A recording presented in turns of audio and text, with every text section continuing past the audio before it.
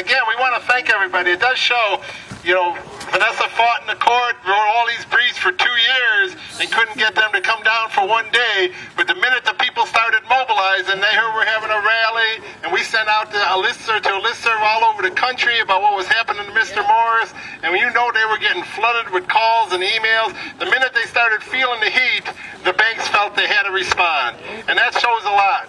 The people right now are feeling demoralized, but really it's the banks that are on defensive. And if people start waking up and fighting back, we can win a lot of victories. Every block needs an organization to stop. Look around us, but look at the home next to Mr. Morris.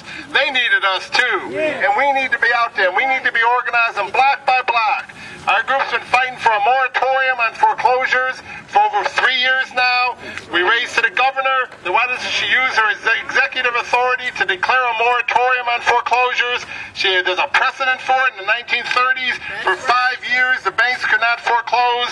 But the key thing that we understood is the moratorium in the 1930s wasn't given by the beneficence of any government, and the good decision from the Supreme Court wasn't because anything. It was because people were organized. And they had unemployed councils on every block. When they tried to take a home, like Mr. Morris's home, the neighbors mobilized and they stopped it. And that's why we got to get back to that. We got to get back to the real kind of grassroots organizing that could stop this epidemic of foreclosures.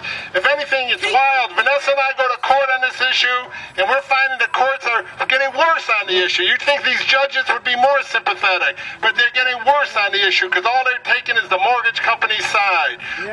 Right now, the government, where are they at? Every foreclosure right now, most of the homes now are backed up by Fannie Mae or Freddie Mac or HUD. They're backed up by the government, who's paying these companies full value for these mortgages, then tossing the people out of their homes. Why isn't the federal government declaring a moratorium on foreclosures? Instead of bailing out the banks, bail out the people and let people get their homes for what they're really worth and stay in their homes.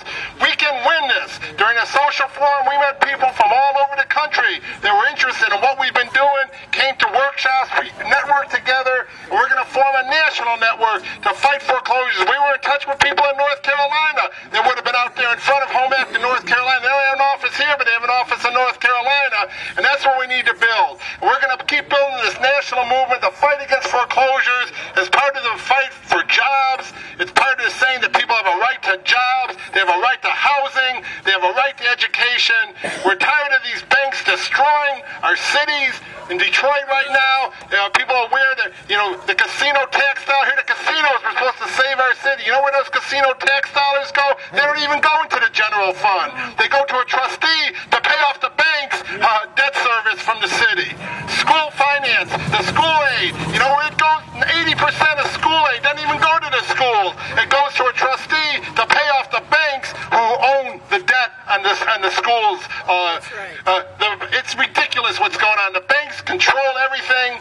They control everything along with the Pentagon, who wages wars all over the country to maintain that control. It's up to the people to say, we're going to stand up. We have a right to housing. We have a right to education.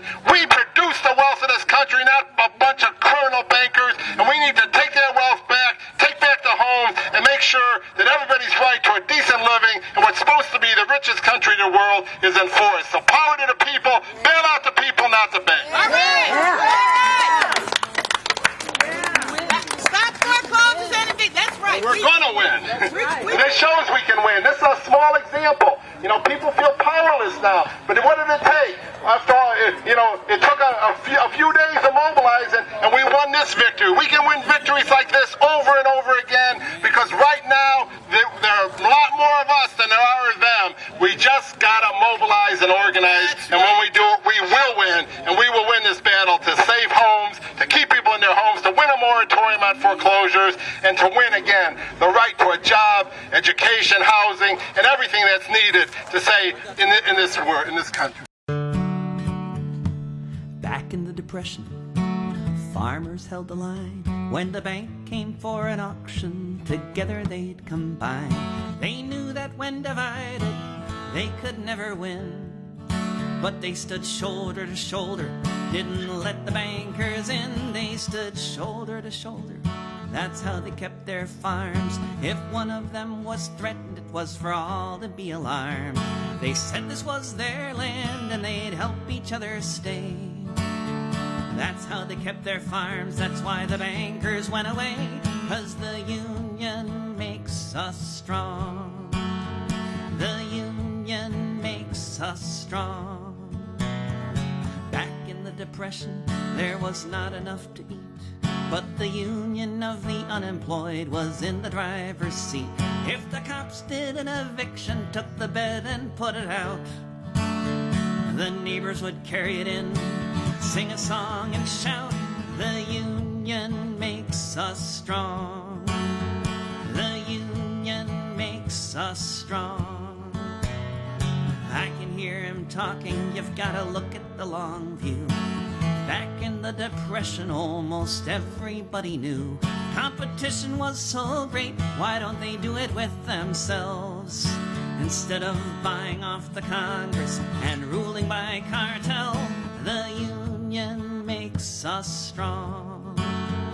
The union makes us strong.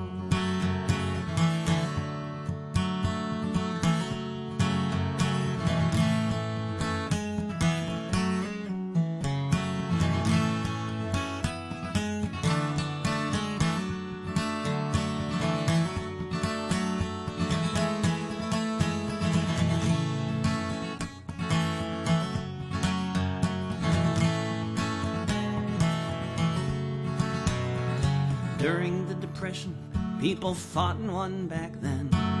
Now the battle's global and it must be won again.